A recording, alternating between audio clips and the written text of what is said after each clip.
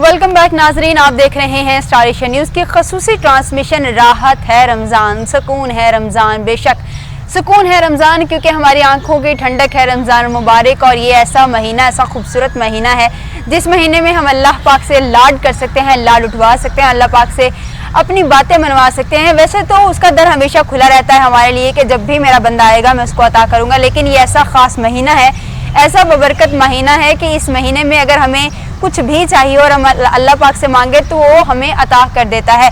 और बाकी दिनों में भी हमारी अल्लाह से कुर्बत इतनी होनी चाहिए कि जब भी हम अल्लाह पाक से कुछ मांगे वो हमें अता कर दे, क्योंकि कभी कभार ऐसा होता है कि हम अल्लाह के करीब नहीं होते, हम हर वो गुनाह कर रहे होते हैं जिससे हमारा ज़मीर मुतमईन नहीं होता, लेकिन हमें वो चीज़ मिल रही होती है तो हमारी डोर खुली छोड़ दी जाती है।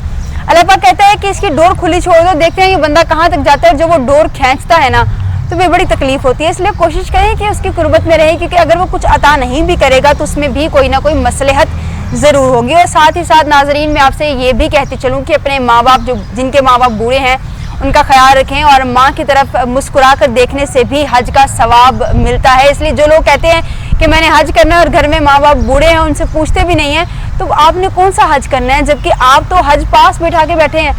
आप जब तक माँ की तरफ मुस्कुरा के नहीं देखेंगे, अपने किस हज का सवाब आप चाह रहे हैं कि आपको हज का सवाब मिले। तो नाज़रीन अपने वालिदैन को टाइम दें, क्योंकि आज के वक्त में टाइम ही सबसे महंगी चीज़ है।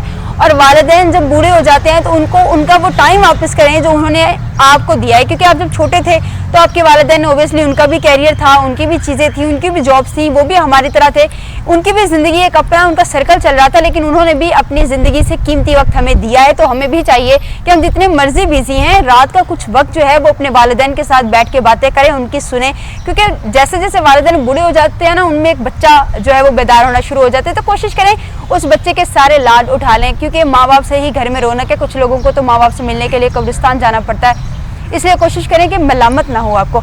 नाज़रीन आज का जो हमारा टॉपिक है उसकी जानिब बढ़ते हैं। आज का हमारा टॉपिक, जैसे कि मैं पहले बता चुकी हूँ कि आज का हमारा टॉपिक सदका फित्र है, और इस हवाले से बातचीत करने के लिए हमारे साथ मुफ्ती गुलाम मुस्तफ़ा ज़िया साहब मौजूद हैं। उनको एक बार फिर से सलाम। सर अस्सलाम वालेकुम। सर सदका फित्र बेसिकली है क्या, सबसे पहले तो ये बताइए। जी नहमदु नसल्ली अला रसूलिल करीम, आपका बहुत शुक्रिया। रमज़ानुल मुबारक के अंदर बड़े अहम उन्वान पे गुफ्तगू करने के लिए आपने मुझे मदऊ किया है।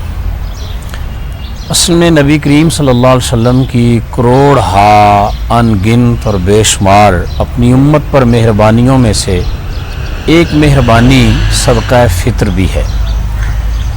ये रसूलुल्लाह सल्लल्लाहु अलैहि वसल्लम ने अपनी उम्मत के लिए इसलिए इसे फरमाया कि वो लोग जो इस माह मुक़द्दस के अंदर रमज़ान मुबारक के रोज़े रखेंगे, रोज़ा रख के बशरी तकाज़े होते हैं इंसान से कई मरतबा ऊंच नीच कोई कमी कोताही हो जाती है। वो लोग जब सदका फ़ित्र अदा करेंगे तो रोज़े के दौरान होने वाली जो कोताहियाँ हैं अल्लाह ताला इसकी बरकत से वो मुआफ़ फरमा देगा। और हुज़ूर अलैहिस्सलाम की अपनी गरीब उम्मत के लिए मेहरबानी ये होगी कि उनकी ईदी का इंतज़ाम हो गया। ये जिस तरह नबी करीम सल्लल्लाहु अलैहि वसल्लम का एक इरशाद पाक है कि मेरा ऐसा उम्मती कि वो फौत हुआ लेकिन उसका कोई वारिस नहीं था, फौत हुआ वारिस नहीं था, लेकिन उसके ऊपर कर्ज था, पीछे कोई कर्ज देने वाला था नहीं, उसने कोई जायदाद कोई विरसा छोड़ा नहीं है। तो नबी अलैहिस्सलाम ने फरमाया वो कर्ज लेने वाले, जिसने उस बंदे से कर्ज लेना है वो मेरे पास आए, क़यामत की सुबह तक उसका कर्ज, अपने उम्मती जो फौत हो गया उसका कर्ज मैं अल्लाह का नबी अता फरमाऊंगा। नबी करीम अलैहिस्सलाम ने सदका फित्र अपनी उम्मत के ऊपर वाजिब करके असल में क़यामत तक के लिए अपनी गरीब उम्मत की ईदी का इंतज़ाम फरमा दिया है कि अमीर लोग, रोज़ादार लोग वो रोज़ा रखेंगे, सदका फ़ितर की बरकत से उनके रोज़े अल्लाह की बारगाह में कबूल हो जाएंगे और गरीबों की ईदी का इंतज़ाम हो जाएगा। इसीलिए यहाँ समझने की ख़ास तौर पे एक बात तो ये है कि इसे ईद के बिल्कुल करीब रखा गया है। ये वाजिब तो होता है जब ईद की सुबह तुलुए सुबह के वक्त ये सदका फितर वाजिब होता है। लेकिन अगर कोई बंदा इसे 2 दिन पहले 4 दिन पहले अदा कर दे तो उसका अदा हो जाएगा, कोई 10 दिन पहले अदा कर दे। बाज़ लोग इसे रमज़ानुल मुबारक के शुरू में ही अदा कर देते हैं تو بہرحال ادا تو ان کا بھی ہو جائے گا۔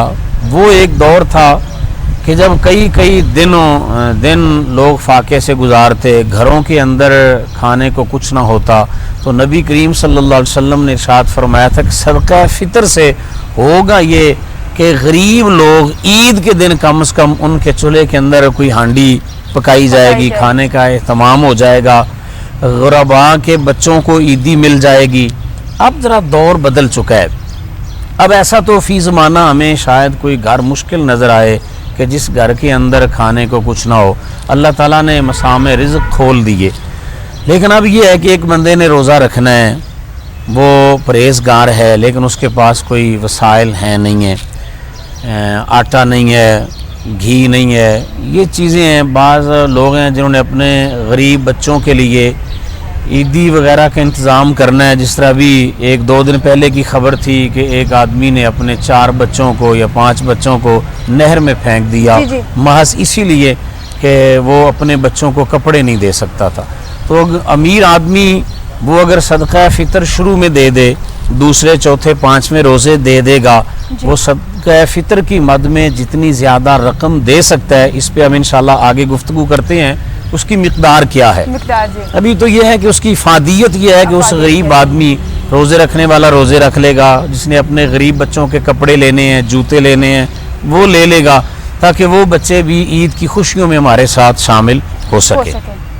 جی اچھا، یہ بھی بتائیے گا کہ ہم روزہ رکھا ہوا ہوتا ہے ہم نے اکثر کوئی نازیبا لفظ ہماری زبان سے نکل جاتا ہے، تو اس سے کیا روزہ مکروہ ہو جاتا ہے؟ جی، نبی کریم صلی اللہ علیہ وسلم نے ارشاد فرمایا ہے کہ صرف کھانے پینے سے رکنے کا نام ہی روزہ نہیں ہے۔